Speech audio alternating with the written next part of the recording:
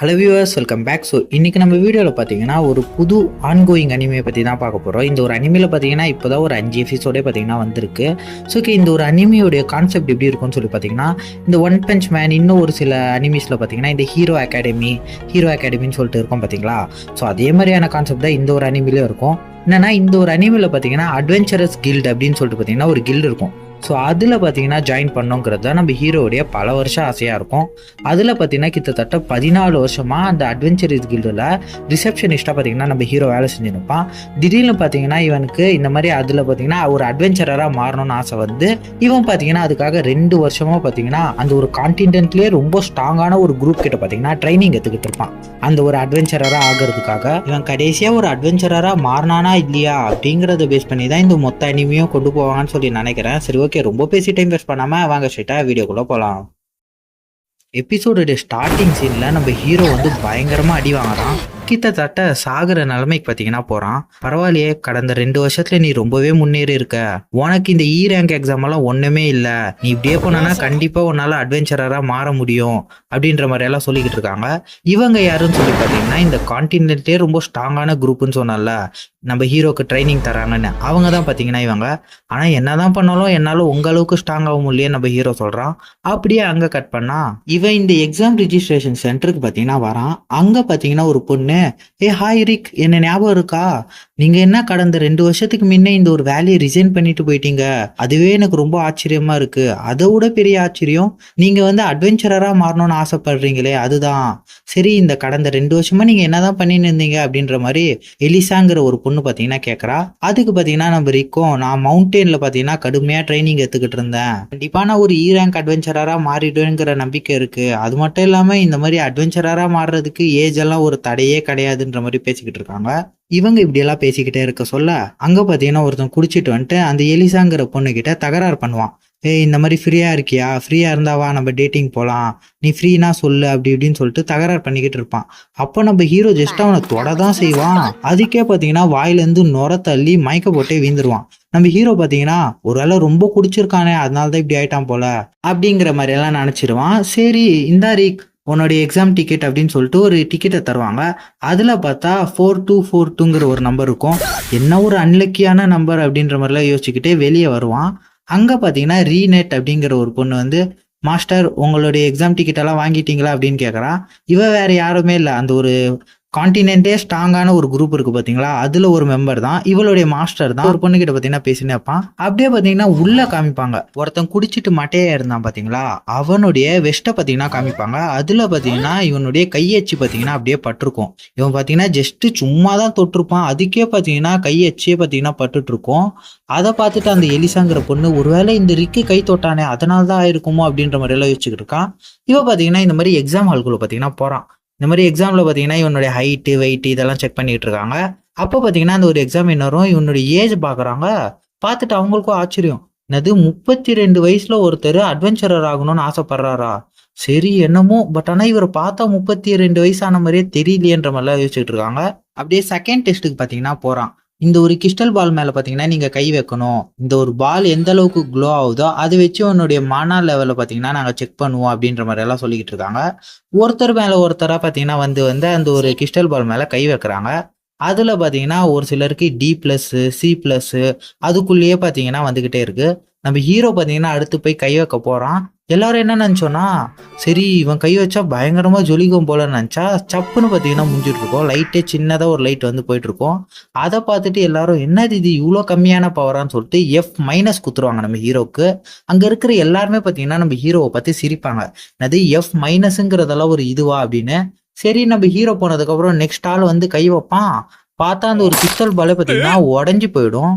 அது முடிஞ்சிட்டு 3ஆவதா பார்த்தீங்கன்னா ஒரு டெஸ்ட்டுக்கு போகிறான். ஸோ இந்த ஒரு இடத்துல உங்களுடைய அஃபென்சிவ் எபிலிட்டியை நாங்கள் செக் பண்ணுவோம். இந்த ஒரு ஸ்லைம் பேக்கை நீங்கள் எந்த அளவுக்கு ஃபோர்ஸாக பார்த்தீங்கன்னா அட்டாக் பண்ணுறீங்களோ அதை வச்சு உங்களுடைய அஃபென்சிவ் எபிலிட்டியை நாங்கள் செக் பண்ணுவோம். இந்த ஒரு பேக் பார்த்தீங்கன்னா உங்களுடைய எல்லா அட்டாக்கையும் பார்த்தீங்கன்னா அப்சர்வ் பண்ணிக்கொன்ற மாதிரி எல்லாம் சொல்லிக்கிட்டு இருக்க நம்ம ஹீரோக்கு பார்த்தீங்கன்னா ஒரு ஃப்ளாஷ்பேக் போகுது. என்னன்னா நம்ம ஹீரோவுடைய மாஸ்டர் பார்த்தீங்கன்னா ஒரு கோல்டன் கலர் ஸ்லைம் பேக்கை வச்சுட்டு இந்த ஒரு பேக்கை பார்த்தீங்கன்னா நீ வெறும் கையாலேயே அடித்து உடைக்கணும் அப்படின்னு சொல்ல, நம்ம ஹீரோ என்னது ஒரு டிராகன் அளவுக்கு பவர்ஃபுல்லாக இருக்கிற ஒரு பேக்கை எப்படி ஒரு மனுஷனால கையால் அடித்து உடைக்க முடியும், இதெல்லாம் பாசிபிளே இல்லைன்னு சொல்ல நம்ம மாஸ்டரும் பார்த்தீங்கன்னா சும்மா ஒரு தட்டு தான் தட்டுவாங்க. அதுக்கே பார்த்தீங்கன்னா அந்த ஒரு பேகு சுக்கு நூறா உடைஞ்சே போயிடும். இதே மாதிரி என்னால ஒரே நேரத்துல 200 பேக் பார்த்தீங்கன்னா அடிச்சு உடைக்க முடியும். நீ என்ன பண்ற? தினம் ஒரு 50,000 முறை இந்த ஒரு பேக் பார்த்தீங்கன்னா பஞ்ச் பண்ணணும் அப்படின்ற மாதிரி எல்லாம் சொல்றாங்க. இதெல்லாம் பார்த்தீங்கன்னா நம்ம ஹீரோ நினைச்சு பார்க்கறான். ஒரு டைம்ல நம்ம எவ்வளவு கஷ்டப்பட்டிருப்போம் அப்படின்னு. அப்ப பார்த்தீங்கன்னா ஒரு சின்ன பையனுடைய டர்ன் வருது. இதுதான் என்னுடைய நேரம். என்னுடைய பலம் என்னங்கிறத நான் இங்க எல்லார் முன்னாடியும் காமிக்க போறேன் அப்படின்னு அந்த பையன் சொல்ல, இங்க சுத்தி இருக்கிறவங்களாம், ஏய் இவனை பத்தி நான் கேள்விப்பட்டிருக்கேன். இவன் அந்த டியார்மிட் ஃபேமிலியோட 2வது சன்னாமே. இவனுக்கு சி ரேங்க் அட்வென்ச்சர் அளவுக்கு பவர் இருக்கு. அது மட்டும் இல்லாம இவனுடைய வயசே வெறும் 11 தான் சொல்லி அங்க சுத்தி இருக்கிற எல்லாருமே இவனை பத்தி பயங்கர பெருமையா பேசிக்கிட்டு இருக்க. இந்த ஒரு பையனும் பாத்தீங்கன்னா சும்மா இல்ல. Third nature magic flame eliminate அப்படின்னு சொல்லிட்டு ஒரு அட்டாக்கை யூஸ் பண்ணி அந்த ஒரு ஸ்லைம் பேக் அடிக்க அங்க சுத்தி இருக்கிற எல்லாருமே பயங்கர ஷாக்கா இவனை பாக்குறாங்க. நம்ம ஹீரோக்கு பாத்தீங்கன்னா இப்போ ஒரு பிளாஷ்பேக் போகுது. என்னன்னா இவனுடைய 4 மாஸ்டர் இருப்பாங்கல்ல, அதுல ஒரு மாஸ்டர் பாத்தீங்கன்னா இதே மாதிரி ஒரு பெரிய ஒரு அட்டாக்க பாத்தீங்கன்னா இவன் மேல அடிச்சிருப்பாங்க. நம்ம ஹீரோ பாத்தீங்கன்னா குனிஞ்சு தப்பிச்சிட்டு இருப்பான். அது ஒரு மலை மேல விழுந்து இந்த ஒரு மலையே பாத்தீங்கன்னா செதறிட்டு இருக்கும். ஸோ அதெல்லாம் பாத்தீங்கன்னா நினைச்சு பாக்குறான். ஆனா ஏன் இந்த அட்டாக் ரொம்ப சின்னதா இருக்கு?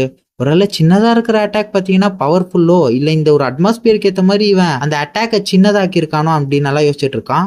அப்படியே அங்க ஒருத்தர் பின்னாடி ஒருத்தரா வந்து அந்த ஒரு ஸ்லைம் பேக் பாத்தீங்கன்னா அடிச்சுக்கிட்டு இருக்காங்க. அப்போ நம்ம ஹீரோவுடைய டேனும் பாத்தீங்கன்னா வருது. அப்போ அங்க ஒரு எக்ஸாமினரும் பாத்தீங்கன்னா, உங்களுக்கு தானே 32 வயசு ஆயிடுச்சு, இந்த வயசுல கூட நீங்க அட்வென்ச்சரா ஆகணும்னு விரும்புறீங்க. அது மட்டும் இல்லாம உங்களுடைய மானா லெவல பயிர மெஷர் பண்ணி பார்த்தோம், அதுவும் ரொம்ப கம்மியா தான் இருக்கு. உங்களால அட்வென்ச்சரா ஆக முடியுமான்னு தெரியல.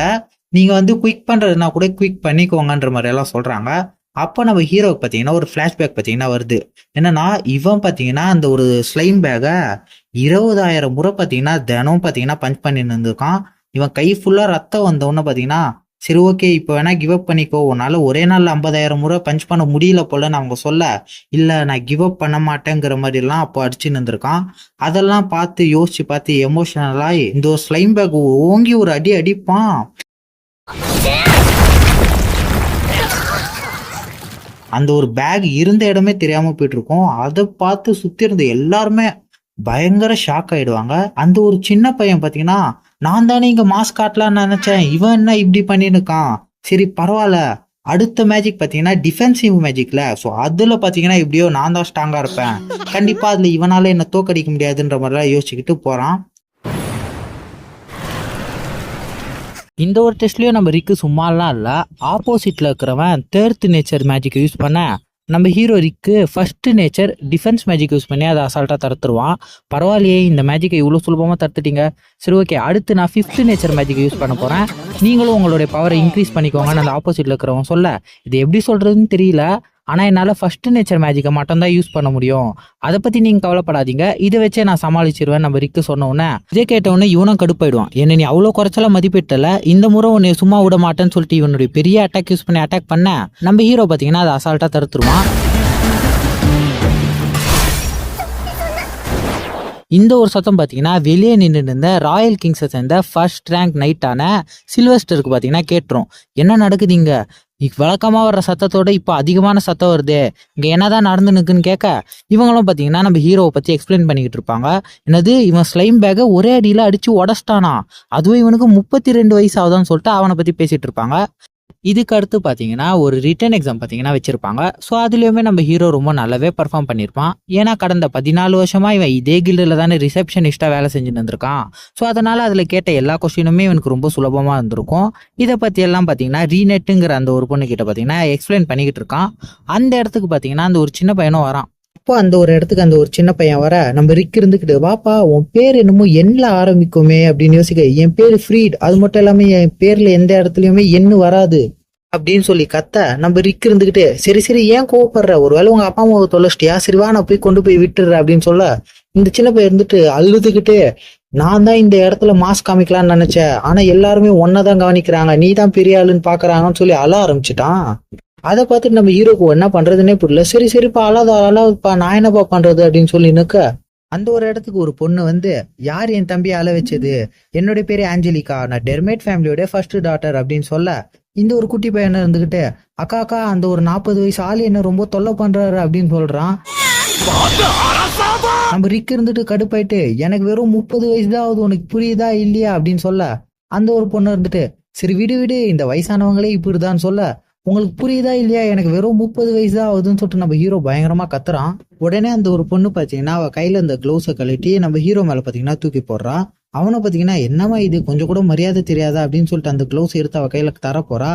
நான் வந்து உனக்கு சேலஞ்ச் பண்றேன் அப்படின்னு சொன்ன உடனே, இந்த மாதிரி சேலஞ்ச் பண்ணா இந்த மாதிரி க்ளவுஸை தூக்கி போடுவாங்க, அதை நம்ம கையில எடுத்துட்டோம்னா நம்ம அந்த சேலஞ்சுக்கு அக்செப்ட் பண்ணிக்கிறதா அர்த்தம் அப்படின்னு நம்ம ரீநெட் சொல்றா. ஓ, இது சேலஞ்ச் பண்றதுக்காக தான் இப்படி தூக்கி போட்டாளா அப்படின்னு நம்ம ஹீரோ கேட்க, ஆமா இப்ப நீங்க சேலஞ்சுக்கு அக்செப்ட் பண்ணிக்கிட்டீங்கன்னு அர்த்தம் அப்படின்னு. என்ன, நான் அக்செப்ட் பண்ணிக்கிட்டேனா அப்படின்னு சொல்றான். இதுக்கப்புறம் பாத்தீங்கன்னா ரூல்ஸ் எல்லாம் பாத்தீங்கன்னா சொல்லிக்கிறாங்க. ஒருவேளை இந்த சண்டையில நீ ஜெயிச்சுட்டா அப்படின்னா நீ சொல்ற விஷயத்த எல்லாமே நான் செய்யறேன், ஒருவேளை நான் ஜெயிச்சுட்டா அப்படின்னா நீ எனக்கு காலம் பூரா அடிமையா இருக்கணும் அப்படின்னு அந்த ஒரு பொண்ணு சொல்ல, அங்க பாத்தீங்கன்னா அந்த பொண்ணு அவளை பத்தி கொஞ்சம் பெருமையா பேசிக்கிறா.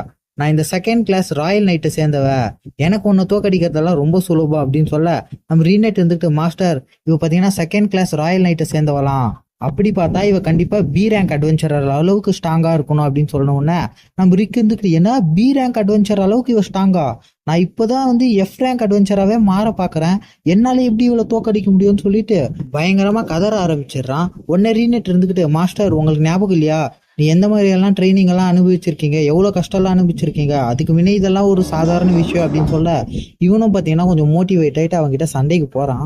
நான் இப்போ ஒரு பி ரேங்க் அட்வென்ச்சரை எதிர்த்து சண்டை போட போறேன், எனக்கு தெரியல இப்போ நான் எந்த அளவுக்கு பலசாலியா மாறி இருக்கேன்னு, இவளை எதிர்த்து என்னால சண்டை போட்டு ஜெயிக்க முடியுமான்னு தெரியல, ஆனா அப்படின்னு நம்ம ஹீரோ சொல்ல, அவளும் பாத்தீங்கன்னா, நீ ஒரு எஃப் ரேங்க் அட்வென்ச்சர்னு கேள்விப்பட்டேன், ஸோ அதனால பயப்படாத, என்னுடைய சண்டையில ஒரு கட்டுப்பாடோட தான் சண்டை போடுவேன், நீ சாகுற அளவுக்கெல்லாம் நான் விட்டுற மாட்டேன் அப்படின்னு சொல்லிட்டு இவளுடைய அந்த ஒரு ஸ்வாடை எடுத்து இவளுடைய பவரை கொஞ்சம் என்ஹான்ஸ் பண்ணுறா.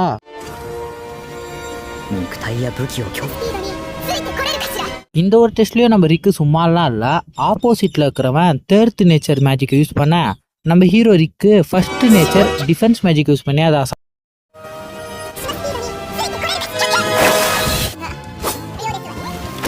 இந்த ஒரு அட்டாக்கை நான் ரொம்ப ஸ்லோவாக தான் செஞ்சேன், பட் ஆனால் எஃப் ரேங்கை சேர்ந்த உனக்கெல்லாம் இந்த ஒரு அட்டாக்கை ரொம்ப ஸ்பீடாக பண்ண மாதிரி தானே இருக்கும் அப்படின்னு நம்ம ஏஞ்சலிக்கா சொல்ல, யோ 40 வயசான அங்கிள் பார்த்தல எங்கள் அக்காவுடைய ஸ்பீடை, எங்கள் அக்காவுடைய இன்னொரு பேடு லைட்னிங் ஸ்பீடு ஏஞ்சலிக்கா தெரியுமா அப்படின்ற மாதிரிலாம் அந்த சின்ன பையன் சொல்லிக்கிட்டு இருக்கான்.